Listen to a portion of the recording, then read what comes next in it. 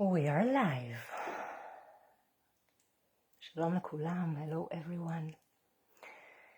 It will be always wonderful to see if it is working, if technology is working. So if you see us, it will be wonderful. You can write, you can active anything that we know we are live. But I will start because I believe, yes, it's working. So welcome, good evening, if it's an evening in your place, and if it's a morning, good morning. And this live will be in English. הלייב הזה יהיה באנגלית. מי שככה נכנס, תדעו, זה לייב באנגלית. And sitting next to me, Benjamin Bogosian, a very, very dear friend, a friend for the path, for the way of dreaming. So, hi, welcome. Yeah, thank you, Lee. So we are starting. It is exciting. It's exciting for me because for a long time I haven't started with a live on my channel, and especially in English. So please bear with me, bear with us. And I want first of all to say, before we are starting, and I will tell who is this guy sitting next to me, I want you to know, if you didn't read the last post that I posted, today we are starting the Wave of the Blue Night, the Wave of the Blue Night by the Mayan culture, the wisdom of the time of the Mayan culture. And the Wave of the Blue Night is a wave for dreamers, 13 days of dreams, 13 days of entering into the darkest places, into the shadow, and bringing light. And for us dreamers, and all of us, we are dreamers, yeah? Dreamers of the night, dreamers of the day, of different times and spaces, we have this ability and this potential. And I want to bless these 13 days that starts today.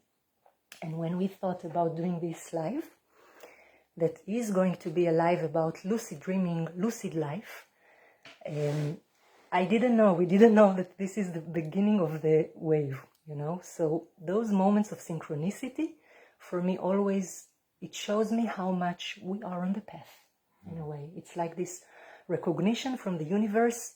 Yay, you're doing a great job. So I want to celebrate this as well. And I'm welcoming everyone that are joining us now. And I want to say that this live is going to be, as I said, about lucid dreaming. And maybe, you know, before we start, I will say some words about Benjamin. Benjamin and I, we met in this lifetime, at least 10 years ago, I think, in Tamera community in Portugal, where we are in this moment. And really starting our, I would say, research around dreams, I think it was around 2 years ago, something like that. If you ask me, it started much, much earlier, maybe in different lifetimes, maybe different space, different timelines.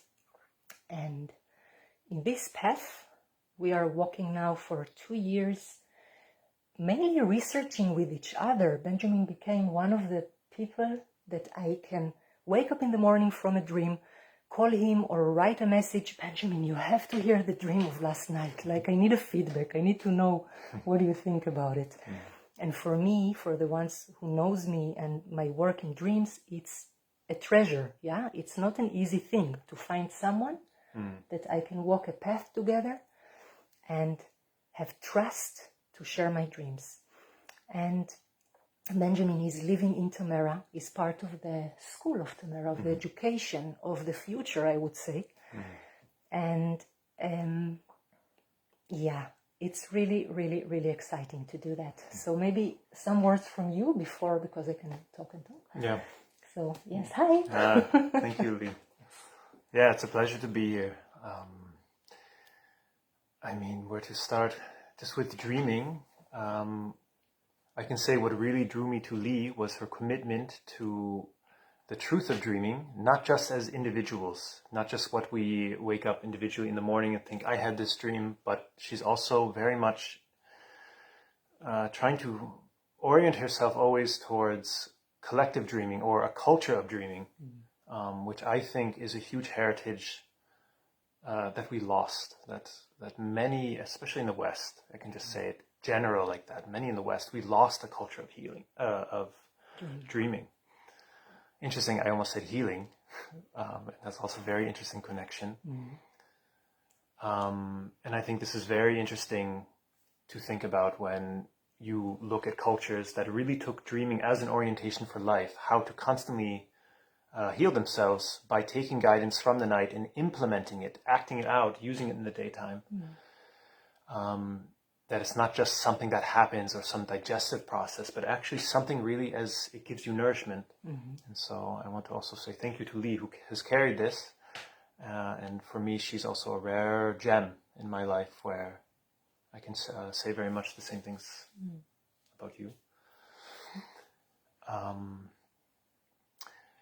And it was around 2 years ago when I met Lee that the call came that I want to start working with people especially, and not just individuals and friends in my community, but really to reach out to also create conversations around this, because it's through creating conversation that we begin to build culture, to transport values, to see what is important, and looking at dreams is important to me and to many. And so I'm very grateful that I get to come in contact with people who want to look, what gifts come from this place? What does it have to offer us? And if I step out personally from looking at it as my dream, what does it have to say for humanity, for us as a collective now? So yeah. Like, it's interesting as well what you say now about creating a culture of dreams. And I can say this stream of live talks that already started last year, the name of it is Dreaming a New Culture. And maybe it's interesting, like, it's the first time I'm thinking about it. What is the difference between dreaming a new culture to creating a dream culture?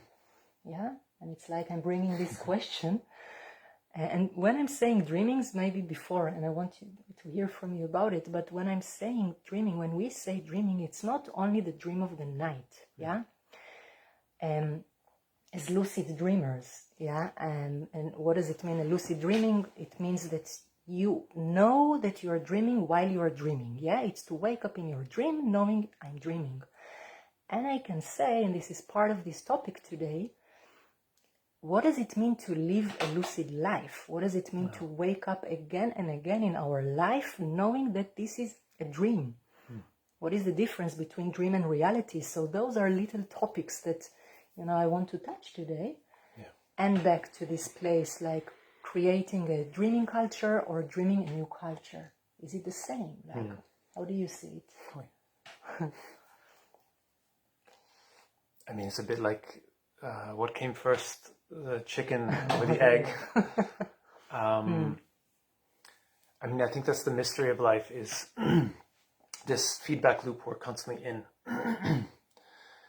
And you have to start somewhere. And I think there are many brilliant dreamers who don't remember their dreams of the night, but who are just active in the day. And that's maybe their archetypical engagement. And there are others who are then receiving through the night and then following that and engaging. And so I think these are very much the same process.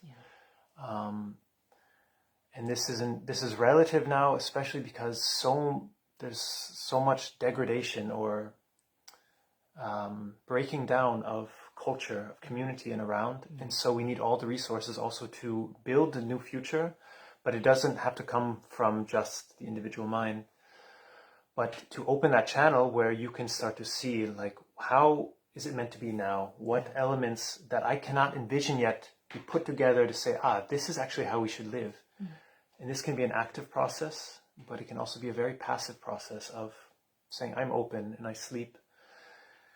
And I mean, that's a very deep question. You can do probably an entire life about it. Live and maybe several lives about. But as an initial response, I would just leave it with an open question of each of us could take of what are my qualities as a dreamer, and not just thinking, I barely remember my dreams at night, and so, but really to take the word dreaming as also a state of envisioning that can relate to each of us in our own way. So, like, which kind of a dreamer am I? There are so many. It's like, what is my job or what is my profession in this life? So it can be a bit like, what is my profession as a dreamer, Yeah. you know? And I mean, there are so many levels of dreaming, Yeah. and we know it from so many different cultures. And this is, it's fascinating. I love it. And here, actually, I would have a question to you, because you made this your vocation, or let's say your vocation made you with dreaming, and to take it on many different levels. I know you work with a lot of individuals in healing tracks, healing trauma. You often work with groups, also working with how to share dreams in an, I would say, in an appropriate way that really honors the dream and not just, telling the dream. So you work in many different areas, and I want to know now, when did you become aware of this potential in you, actually? Do you remember it, or did it just come from childhood? But when you really looked at dreams, you said, there's a potential there that I want to follow. And good question. Do you have memories there that you could share? Because this would be very interesting to hear. Thank you for this question. Somehow I feel I can break it to different levels, this question, because there are those moments, or I will speak now personally, there was the moment as a child, in my childhood, that I realized, wow, like I have this entire other world that I visit every night. And as well, I will say that my papa, both of my parents, and I remember specifically my papa, allowing this space of sharing dreams where I felt, wow, there is something there, I need to share it with someone. I didn't have this experience of parents that telling me it's only a dream, you need to now, I don't know, eat your breakfast and go to school. But there was space, and it gave me really the trust that there is something there that is important enough to have space in the morning. So that was this realization. And then I think when I became a bit older and I started to experience by myself lucid dreaming and sleep paralysis, that it's another phenomena that related to dreams, I was scared, I was fascinated, and I know there is something here, and how even I'm starting to understand what is happening to me as 10 years old, 12 years old, 16. With the time, now I'm coming into not to the future, but like, I don't know how to say it, but when I was around 29, 30, I had a certain crisis in my life, and I felt that the only thing that was left for me was my dream world. I didn't want to be here. Not that I wanted to die, I'm saying it very clearly, but I didn't want to be here. I just wanted to be in my dreams. And from this moment, I got pushed by life that I need to do something with it. And there is a lot that goes through me that needs to, to reach more people. And then I realized, wow, I cannot continue only with myself, because even when I'm, like all of us, we are endless, we are eternity. There is no limits to our consciousness. When I started working with other people, I realized this is really eternity. This is really, my university, to hear more dreams and questions and to be challenged by the question of the dreamers that I meet. And then it was clear, wow, this is my path, or one of my paths. So this is part of it. Thank you for this question. I want like a little break in between and to tell you, the ones here, that you're very, very welcome to ask questions, to write to us. If you have something to share, to write, please do it, because it's interactive and we see you. So feel free, to be part of it. And now I have a question to you.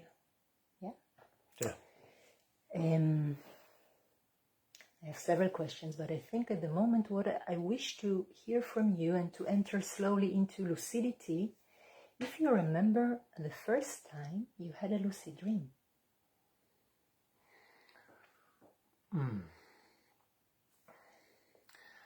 I have one that comes to mind. I mean, there was in my teens, I had experiences that I could recognize as lucid, and then I became really interested. But actually before that, like most of us, in childhood, I knew I was dreaming, and I just knew I wanted to get out because it was so scary. It was too much. And I didn't have orientation from the outside to say, yeah, this is great what you do. Try this or try that. Try to fly or do something fun. When I was in the dream, I would be just jumping off things just to try to, I don't know, get out of the dream because it was scary. And I didn't know what lucid was. I just knew something special's happening. And I was fully aware I was dreaming.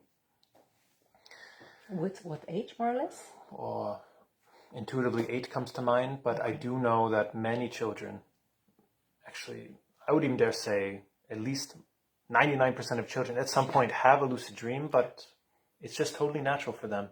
They just go in with this acknowledgement, maybe not in a deep level to really say with the language, I am now dreaming, but that there is a different sphere of consciousness that children have a very special access to. Yes. So that was when I was 8 that I can clearly remember now. And it was a totally psychedelic world, like a moving cylinder and just running around almost like a hamster wheel in many colors. But I do know that there were earlier moments in time that I had it. Yeah. But it was when I was, I would say around 19, I actually started to have a very unusual series of events. Before lucid dreaming came, I had events where I would wake up and look around my room and I would see things moving around. Shadows and beings, and it totally startled me. And then a series of what we would call sleeping paralysis or waking paralysis, depending how you name it, but where the body's paralyzed and you have very strong, unusual perceptions of reality. And then slowly lucid dreaming came in more early 20s. It almost felt like a spiritual puberty, like going through certain stages and certain things happening, and only later lucid dreaming really came, but other things came before. But the curiosity was definitely important to keep alive. And thankfully, I had a very strong curiosity. Otherwise, the fear of those experiences would have made me, I think, suppress them. Yes. And so, maybe it's also from these experiences that I feel I would like to support people, especially young people, to not disregard these situations, because what we don't give attention to, we often forget. Yeah. And so I can say from those early experiences, I'm happy I could overcome a certain level of a barrier, let's say, inner. I think like this point is really, really important, and I want for a moment to stay with it because, we speak here about lucid dreams. We are mentioning sleep paralysis. In Hebrew, shituk shana. For many people, either they experienced it or they never experienced it and they heard about it, and it can be for some this magical thing of, wow, I want to experience what does it mean to be awake in a dream, and for others there is a lot of fear in it. I remember in our courses that we gave in Tamara, there were some participants that came totally with a, like curiosity and desire, to go for it, and others that were, they asked the question, but why to dream, like why to be lucid in dreams? Yeah. Will it take me from, like, will it bring doubts? Will it bring confusion? Like, what is it? So first of all, I want to say that somehow in our society today, all those phenomena, of dreams and sleep are very, very natural. The only thing that is not natural that we are not sharing. So many people sit in their houses and they think they're crazy. And I'm using this word. They think that something is wrong. And many people coming, with those questions in the years and working with dreams and like, wow, oh my God, I'm not alone. Wow, other people are experiencing it as well. And this is such an important thing to say. This is fully natural, but our culture really suppressing it. And just to insert from when we say our culture, depends on where you come from, of course. Yes. We don't want to all assume. Thank you. But if you're from the West, and if you're from a society which bases a lot on Western psychology and behavioral sciences, a lot of this is rooted in a materialistic way of seeing the world, where often mind is not studied because you can't measure it. You can measure behavior and brain patterns.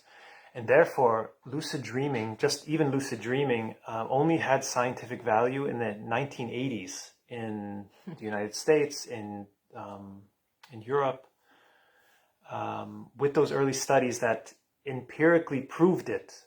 But of course, long before this, there were many cultures, especially in the East, also in the global South, which had a culture to this. So when we say our culture, it's very, very young. I mean, even just the science or the field of psychology of Western is really only 150 years old. Yes. And this is important to know. And now there is much more acceptance for these fields, and the culture's catching up. You know, it was already 4 decades ago, 40 years, and now a momentum is starting where I feel more and more people are getting lucid. Yes. It's becoming much more accepted. And many more people are accepting that they are not crazy, that these are real experiences, thankfully. And still, there are many people that think, where do I go with this? There's still not enough knowledge. And there is a certain renaissance. I can say I feel it very strong in Israel, where I'm coming from. It's like a renaissance of awakening into the fact that this is natural, this is part of our life, you know, and maybe it is because, I don't know, I don't want now to go into why is it happening, but it is happening, and to celebrate it, because more teachers and retreats and courses and things and books and YouTube's videos, like you can really, really go into it. And with our somehow access to internet, we can really, internet and books, we can reach to knowledge that comes from very ancient, you know, tribes and cultures. Some of them still exist, others not anymore, not longer, and to drink from those knowledges. And somehow I want us to come back to, I know us, we can like go now for hours with so many, you know, things. So again, I'm telling you, if you have a specific question, something, help us, because we have so many spheres to go to. So really, you are very welcome to direct us, and as well to come back to us. Like somehow I wish to hear from you. Let me find the way how I'm asking it. For you, it's like a personal question. I don't want to hear for now, why is it for the world? For you, Benjamin, what did you discover in lucidity that made it such an important path for you?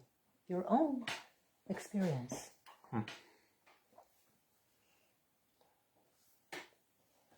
Wow.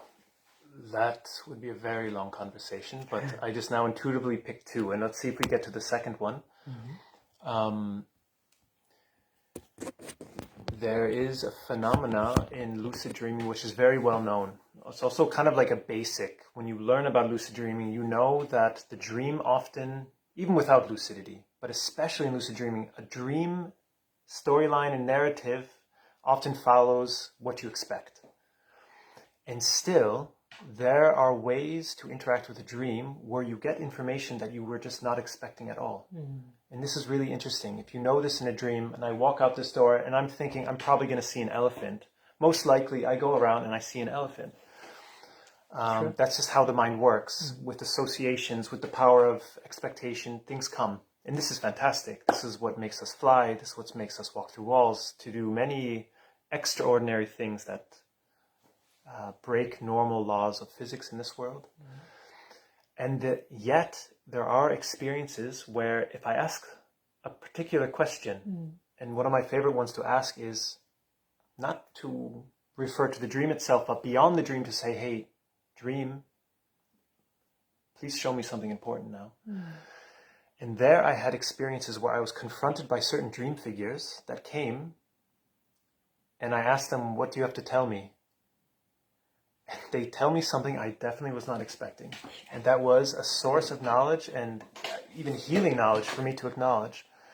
Where even in the dream itself, I was shocked by the information I got. I was sitting there with my mouth open, my dream mouth open, like, where is this coming from? So wherever that comes from, whether it's a deeper access to higher intelligence in me or a guide from outside or wherever, there I can't say where it comes from. But I do know from experience that you can gain important information that I would not have thought myself. And I can't say, now this is how it is. I can just say after those experiences, I had more, let's say, a question mark with trust. Like, what was that? What is this intelligence? And I want to get to know this. And through dreaming, there are different ways to get to know this intelligence. And for me, that was an important experience of meeting the potential. Beautiful. What I take from it mainly is that many times when we say lucid dreaming, it comes with the word control. Yeah. And what you're sharing with us now is much advanced than controlling. It is to be surprised by yourself. How can I be surprised by myself, by my consciousness, my subconsciousness in a dream, and not knowing what will happen? And this I really, really like. And there was something else I forgot now. Wanted to bring it. Doesn't matter. And as well, it's important to say, and yes, we are speaking about lucidity. For me, many times, it took me time to start and teach lucidity in my courses and my places. Mainly because I felt that there is so much control and there is so much, in a way, a wish from the people to gain power, and control over their consciousness, that I felt, wow, that needs really a good base, a good foundation before we are entering into it in our culture. Because many people mistaken to think that lucid dreaming is a higher state, is more important, that there is a certain hierarchy. And here I want to say that there are messages that can come through our dreams that if I will be lucid in the dream, I could not take it. Because if I will be lucid and this message will come, I will start to doubt it. Because one of the things in lucidity that I am, how can I say it? When I'm not lucid, I am fully identified with the dream. We have emotional things are happening and I'm fully there. I'm the figure. Everything is happening to me. When I'm lucid, I'm not necessarily identified. I am recognizing, I am looking from the side. There is a certain gap between me and my identification. And that makes it very, very, very different. And now I remember what I wanted to say from Robert Wagner, that he is really a beautiful lucid dreaming researcher, a teacher. And he has this sentence, and correct me if I'm not saying it right. He say, a sailor can control his own ship, but he cannot control the ocean. And this is really a sentence for lucid dreamers. I can control my own consciousness. I cannot control the dream realm. It's too far, too big. So from this place, I feel it's really, really important. And I see that there is a question. Gal Shitrit, hi Ahuva. I'm reading it in Hebrew and then I will translate it into English. אני מאוד מתוסכלת ממה שאני לא זוכרת את החלומות שלי, מה אני יכולה לעשות בשביל לשנות את זה. Okay, I'm very frustrated that I don't remember my dreams. What can I do to change it? Benjamin. Please. It's a good question for all of us, Definitely a good question. And also, it's good to know that each of us are different. This is really important. So you have to try out what anyone says, any book.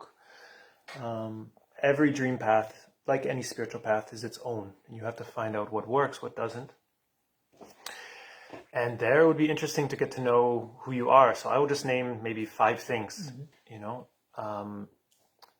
people like me who have more of a devotional foundation, prayer works. Like, please, and whatever that I pray to, but putting the heart into it. It can be, some people are visual, and you can draw becoming lucid. Like, this is a bit more artistic, but you want to, before bed, you draw an image of maybe a dream you would like to have if you are, or no, this is about lucidity, but remembering, okay? But it can also just be a simple mantra, like, one of the best ones, or one of the ones I do often is, I have excellent dream recall. I'm so good at remembering my dreams. So maybe I don't fully believe it, but the words are being said, so something in it is believing it. And dream journal. Yes. Number one recommendation, dream journal.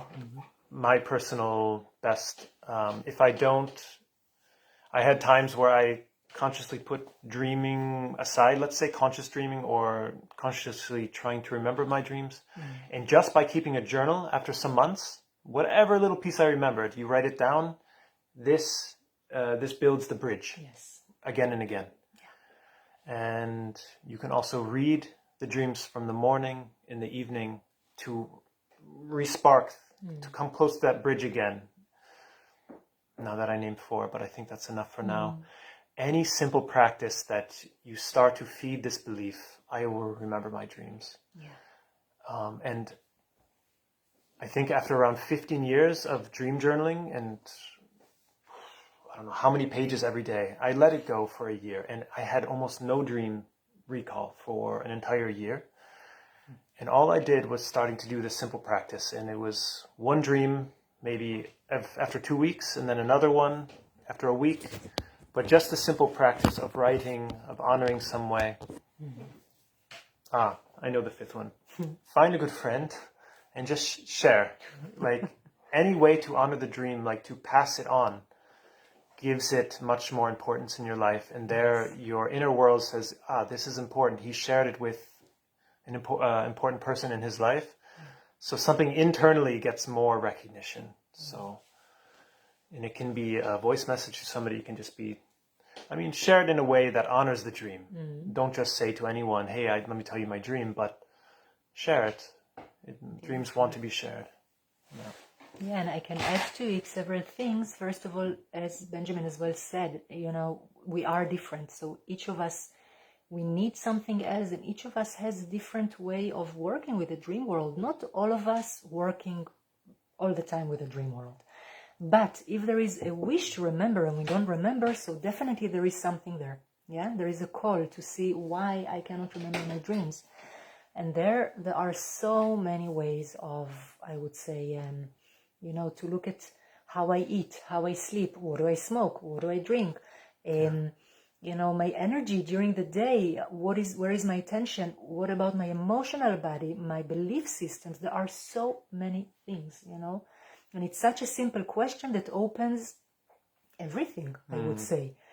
It's like dreams for me is like living. Dreaming is like living. It's part of it. This is for me, yeah? So it's like to ask, how can I live better? Yeah, how can I breathe better? How can I remember my dreams better? And again, this is me. It's not, I don't believe that everyone has the same passion as I have, as Benjamin have. And yes, and this is a beauty as well in it. Yeah. Okay, now I don't know what to say because there are many lines. Any other question? You're very welcome to bring. Maybe, until there will come something and maybe a question or something from us, I would share that. After those 2 years that Benjamin and I working together as well with groups in Tamara community, like bringing it in our dream work together, we are offering for the first time an online course in 2 weeks. At the moment it is open to what I say advanced participants, the ones who already did a course with me. Who you are, and there are still few spots left. So if you now after this live you see us and you're becoming hungry to go into lucidity, you're very, very much welcome to write to me. And we might open some spots for the ones who haven't done the courses, but already walking a path in the dream world. So if you're interested, please write to us. And I'm sure that in the future we will open it as well to anyone, to beginners, so yeah, you're very, very welcome to know. And there is a question from Yael Ahuva. She's really a beautiful woman that we know each other for many, many years, and I think you are in Brazil now, so it's nice to read from you. I'm reading it in Hebrew and then I will translate it into English. איך אני יכולה להעמיק את העבודה עם החלומות שלי כשאני בטיול, והרבה מהאנרגיה שלי הולכת למקומות אחרים? איך אני יכולה להטמיע את זה עוד בתוכי? Good question. How can I deepen the work with my dreams where I am traveling and a lot of my energy goes to other places? How can I bring it deeper into me? One second. How can I root it even deeper into me? This is an interesting question for travelers. Let's see. Ooh. Yeah. How about you start? I would need time to tune in. I can It's a try. deep question. איך אני יכולה להזמין עוד עומק בחלומות? She's continuing. How can I invite more depth in my dreams? So I can say some things about it. I think first of all, the wish for it, the intention is the most important. Like when I put intention in anything in my life, I'm starting to invite this energy into my life. Yeah.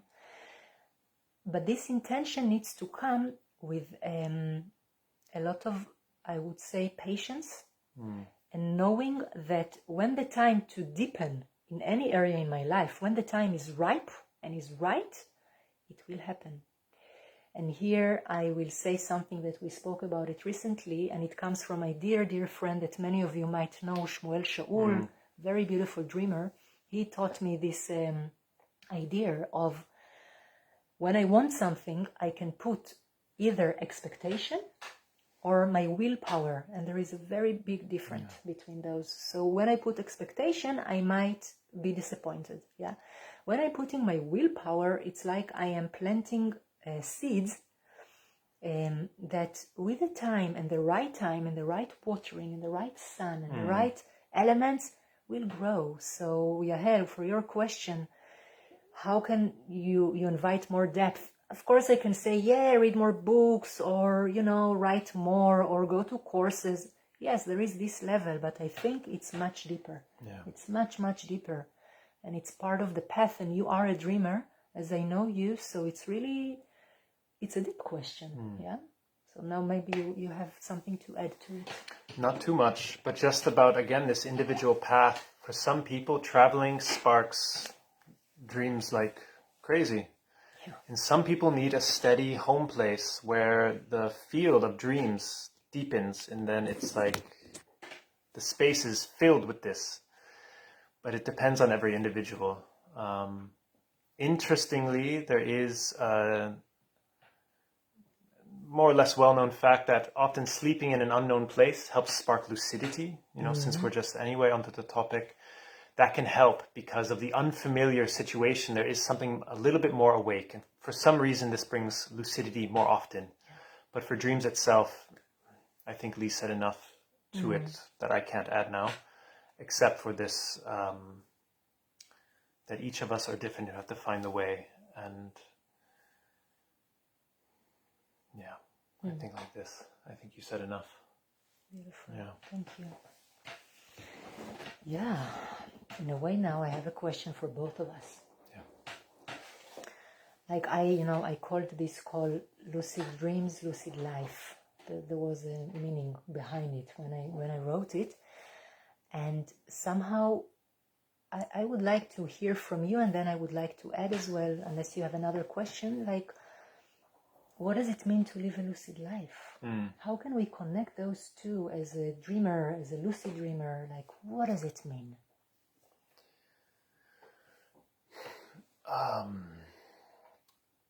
This is, for me, it's a concept often difficult to bridge to people who haven't had lucid dreams yet, which also brings my enthusiasm because I want people to experience this, but there is an experience that's not a thought or something I can convey. It's like tasting a strawberry for the first time, and this classic parable that you can tell someone how it tastes, but you can't actually taste it for them. And it is through experience of being in a landscape that this is, now I say it in general, this is my internal landscape, like this tree, this floor, this flower I pick up, this other person. I'm interacting with deep, deep parts of myself. I say mostly because sometimes I think in dreams there are other friends, other lucid dreamers that come. But for the most part, I would say it's safe to say that mostly you're in your own experience. And it then means something. If I learn how to walk through a wall, okay, it's, for me, it has been very difficult. Only recently I really started to manage to do it consistently. Did you already put your hand into another human being head? No, this I have not done yet. I This did is it last month. Yes. This is Spoke about it. yeah. This is one of my goals to come to work with the body. Yeah. But the wall itself, if I come, I get stuck in the wall because I see the molecules or I expect something else. I can't imagine what's on the other side. But when I manage to go through, there is a particular energy experience, like something I feel in my body, like something important happened. And I don't know what that wall might mean. It may be a representation of a very particular conditioning that I had. Maybe something like that wall in that dream might mean something I was taught when I was 6 years old. And when I passed through that, I passed through that conditioning.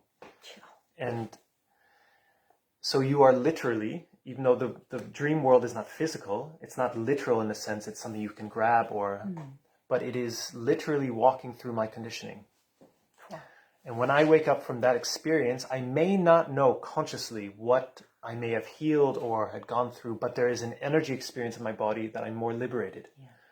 And this is reflected in how I see the world, how I speak, how I relate to things. And this just happens on its own by the fact that I had that experience. And so when people say, oh, I want to have a lucid dream because I want to fly, I'm like, that's great, enjoy it. And no, it's a very deeply significant act to fly in your dream. Yeah. To not be caught by the regular laws of physics and society. Yes. Because in a dream, many things are symbolized in forms or what happens in the dream. And I think many things in the dream are actually related to also how we socialize or how we've been socialized. Yeah. So that for me is one part of the answer. Okay, let's do it. Yeah, one. Now I would like to listen to you for the same question. There is another question from Dan, and very soon we will read it. Yeah, I just want to say that I see it. I will go from another direction to this question that I asked about lucid life. Like, what does it mean? There is a moment in the dream, what we call lucid dreaming, that a moment of awakening, There is a moment after many, many, many, many lucid dreams that already I can be in a dream and I don't have this awakening moment, but I'm already awakened. And still, now I'm talking about this moment of awakening. And this moment changes everything. Like to look at my hands in the dream and to say, wow, I have 8 fingers now, or a hand of a bear. So, okay, probably I'm dreaming.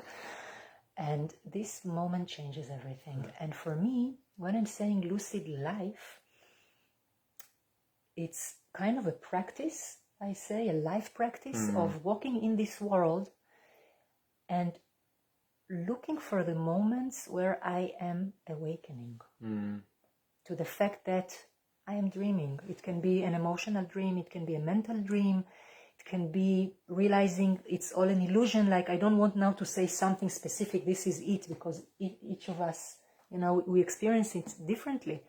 But there is moments in life where it's like, wow, I'm awakened. I'm not identified with my own story. I see how things are totally reflecting.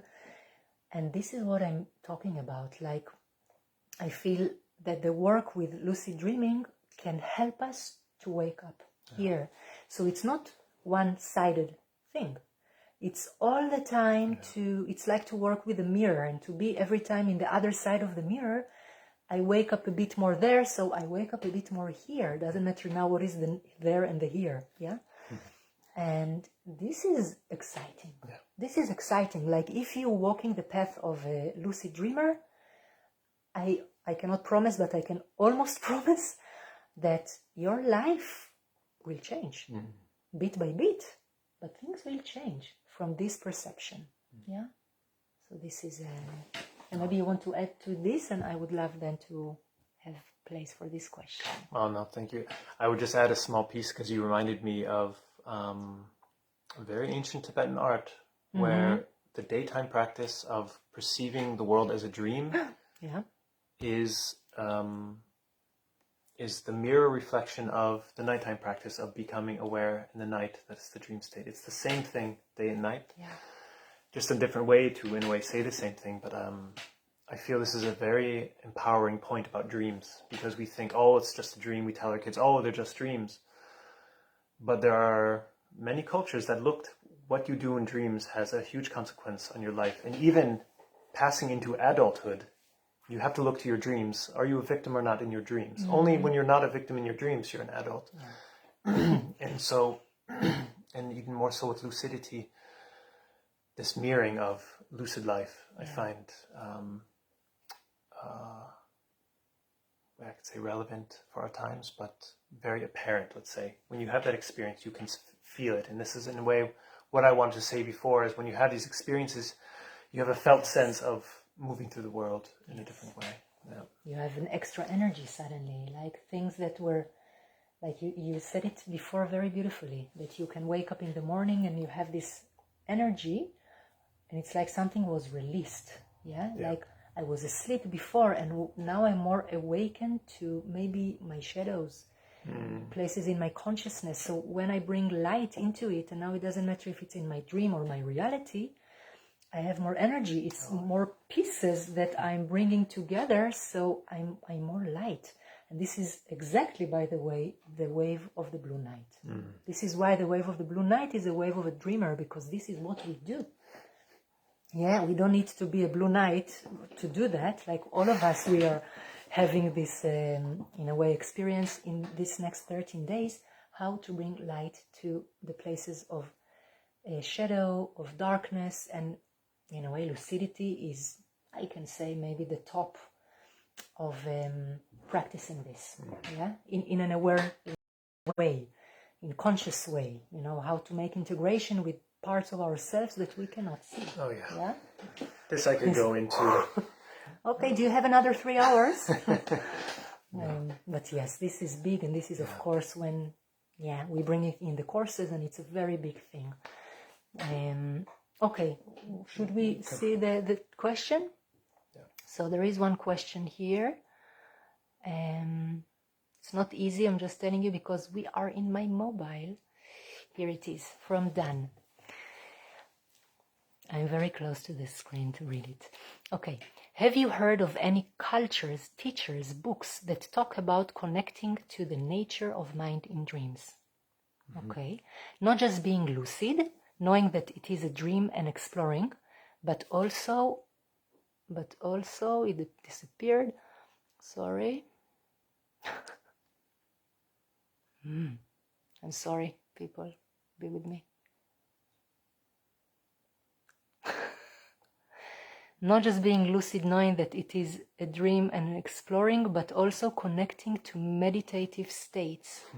There is more to it. It doesn't show it to me, sorry.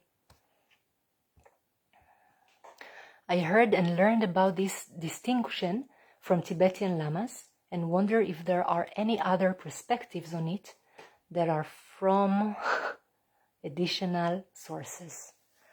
I did it. Great. So this is really for you. Yeah, I mean, I can just maybe update the others who are not familiar with the Tibetan culture, because I just mentioned it. It's a very deep source, and maybe you can bring from other cultural sources, because you have a wider perspective. Thank you for bringing this. This is actually the core of my, I would say, dream practice, is specifically the knowledge that has come through the Tibetan culture, both the Bon tradition, which is more the indigenous culture of Tibet before Buddhism came around 1,000 years ago, a bit longer, and especially since Vajrayana Buddhism entered Tibet, which had a huge influence, and these things mixed and they developed further. And so now we have a very strong, I would say, dream technology culture that has a lot to say about this. And the nature of the mind. This is actually the end goal. This is the aim of dream yoga. Dream yoga is pretty much a Tibetan art which you want to get lucid first, and then when you're lucid, you do spiritual practices within the dream. Yeah. And often the first steps, and I'll just give a very brief, this is not comprehensive by any means, but just to tickle the imagination, the first step is to make the mind flexible. Fly, walk through walls, get used to the dream reality not being real like it is here. I can do many things that I can't normally do. You want to make the mind flexible. Then you want to start to look at your shadow. You want to look at what brings you fear. You want to create situations which you face your fear and integrate them. And then eventually you get into more subtle states where you want to experience the mind on a deeper level. It's not about what's happening in the dream and there's a dream tree and a dream cloud and a dream body, but you can actually go to a state where you get closer to, let's say, the theater stage on which the dream play happens. And if you go long enough on a lucid dreaming track or dream yoga path, you eventually start having experiences where meditating in dreams becomes very effortless. By the way, the Tibetan Lamas, they say that meditating within the dream state is, no, this is funny to say, 9 times more powerful than if you were to do it in the daytime. Yeah. But 9 in Tibetan just means a lot. So if you have, some say, if you have one moment of meditation in a dream, it has the same effect as 1 week of a retreat. I don't know if it's true, but they hold it in high regard. But in a way, you felt it in your dreams. I felt it in my dream. When you sit in meditation in a lucid dream, it feels incredible. Yeah. Like it's a totally different sphere. And it happened to me only last year for the first time. And a lot to do, like, because of you. No. I didn't think about this option. Sit to meditate in your dream, Try it. If you're a lucid dreamer, try it at home. Yeah. And another, now this is a key word, I cannot explain it, but substrate consciousness, or the alaya consciousness in Tibetan. If you close your eyes in a lucid dream and you close off the sense realms, so my dream eyes, my dream ears, I turn that off, I'm left with only mind. And you can have something like coming close to a non-dual experience. If you don't understand this, let it go. But for some who have, you can have an experience of your mind that is beyond identity and form, let's say. And this is just the first step towards what these practices bring. But I mainly want to say that this is a very powerful path, and it goes a long way. And cultures have really respected this for a long time and felt it very valuable to pass on. But they're also very high practices. I don't claim to practice these practices, but I do have experience that I stumbled into because I was lucid dreaming. But now to the second part of the question. Short. Just, we have 10 minutes, So we really need now, very shortly to this, there is another question and another thing. So, Just, I would give it to you about the dream cultures, because the second part was, were there other cultures? Maybe you have something to say. I will not now enter it, because in a way it's so big. I will just maybe name some cultures. So we feel that there are so many cultures that we can drink from their waters and from their wisdom. So as we already heard now about the Tibetan Buddhism, the path of the Tibetan, the Aboriginals of Australia, the Toltecs in Mexico, the Yaqui in Mexico, the Achuar coming from Ecuador and Peru, Malta, ancient people of Malta, ancient people of Crete and Greece, Portugal, ancient Egypt. More, like I think these are the Sanoi from Malaysia, the Sanoi, very much. So, wow, I think in every continent on this world there are and were cultures of dreams, because we are dreaming since the beginning of time. Probably we're lucid, or part of us are lucid since the beginning of time. We don't know what happened in the cultures of the past, in a way. If they were even more advanced, then what does it mean even? if we are now thinking that we are very advanced, but we're only in the diapers, starting to remember what are our potentials as dreamers, as multidimensional creatures. So it's such a big thing. And it's really now to take a bit, to bring a flavor, of curiosity. There are so many ways to learn. Go read books, go to courses. There are everywhere in the world. Like feel your attraction, to what and choose. And I think this is for this. And as well, I want to go through the people that already wrote some words, and then to come to a closure. I would love to stay longer. I feel 1 hour is a good amount. So other people can join and see it later. And of course, there will be more, so I will speak about it after. So let's see. What else do we have? If I can... Okay. There is here a question that I'm not sure I will enter into it. From Ori. My friend has a good question. Is there a research about how lucid dreaming affects the brain? Huge question. We cannot open it. Do you have a book, a name, or something just to give for the ones who want to? Wow. I just think of Charlie Morley. Okay. Who you could look up Charlie Morley. It's in English. He talks a lot about the psychological effects, and there is research on brain, and there's a lot to find, and would now take time to give the references, but at least in the English speaking world online, you can find resources. And we can write down as well the names under the live, so you can have like names of different authors, different researchers, so you can find them. Yeah, this is good. And what else do we have? Okay, no. It's hard for me to see. Charlie Morley.